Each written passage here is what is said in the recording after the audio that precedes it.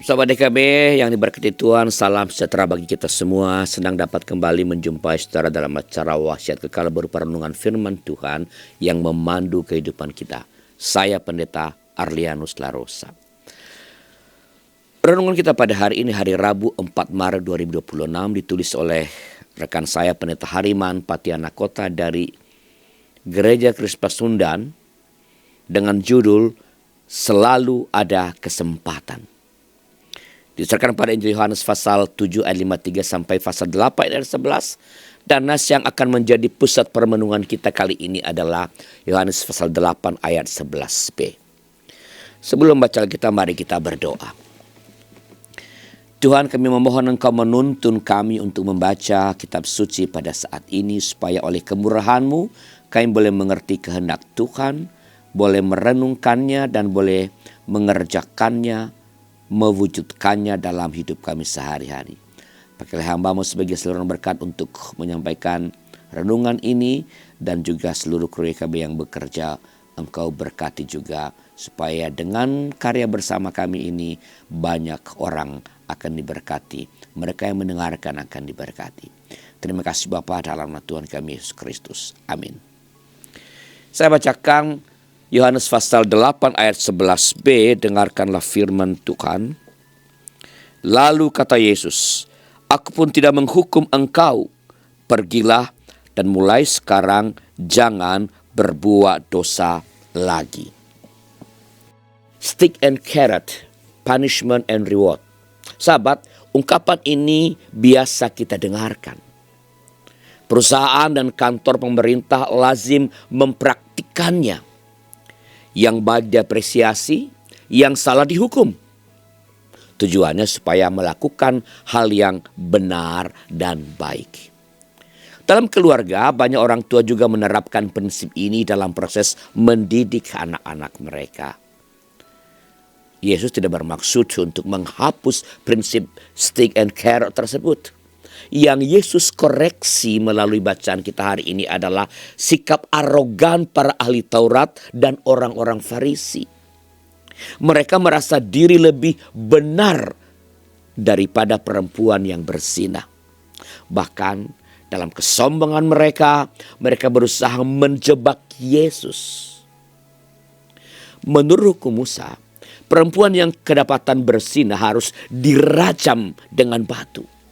Kepada mereka yang merasa tidak berdosa, Yesus mempersilahkan untuk melempari perempuan itu dengan batu. Namun tidak seorang pun melakukannya. Yesus pun tidak menghukum perempuan itu. Bukan karena perempuan itu tidak berdosa, melainkan karena ia menghendaki agar perempuan itu tidak lagi mengulangi kesalahannya. Bertobat dan berbuah, itulah yang penting. Sahabat, punishment and reward memang baik. Namun Yesus mengajak kita untuk melangkah lebih dalam. Salah tetaplah salah. Dan ada konsekuensi yang harus ditanggung dari sebuah kesalahan. Yang lebih penting, pertobatan dan perubahan. Tuhan selalu menyediakan kesempatan bagi siapapun untuk kembali kepadanya untuk bertobat.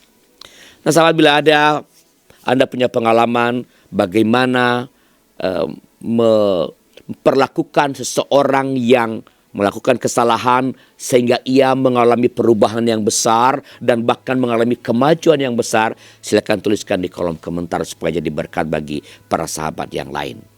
Dan jika ada di antara sahabat DKW yang ingin didoakan, silakan sampaikan kepada kami lewat nomor 812-888-9191, atau silakan juga bisa menuliskan permohonan doa itu dalam web YKB, ykb-gki.org.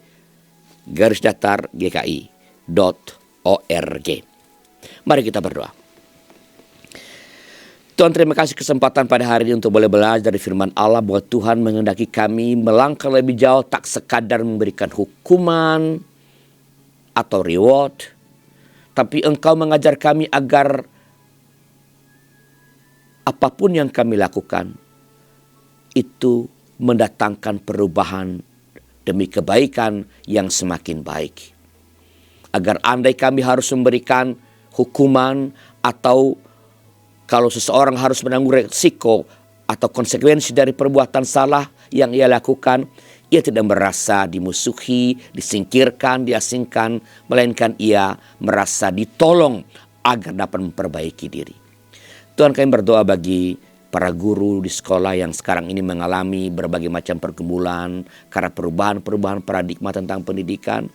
Beri mereka hikmat untuk mendidik anak-anak, utamanya dalam mendisiplinkan anak-anak, supaya mereka tetap melakukannya dengan sebaik-baiknya untuk perubahan-perubahan yang lebih dari anak didik. Dan memberikan kepada orang tua juga pemahaman yang baik agar tidak serta-merta memakai isu-isu HAM untuk menyerang para guru yang mendisiplinkan anak-anak mereka. Berikan hikmat baik kepada para guru maupun kepada para orang tua dan terutama anak-anak didik supaya mereka berjalan dalam jalan yang benar. Terima kasih Bapa, dalam nama Tuhan kami Yesus Kristus. Amin. Demikian sahabat renung kita pada hari ini. Jangan lupa subscribe, like, dan bagikan kepada sebanyak mungkin orang. Tuhan memberkati saudara.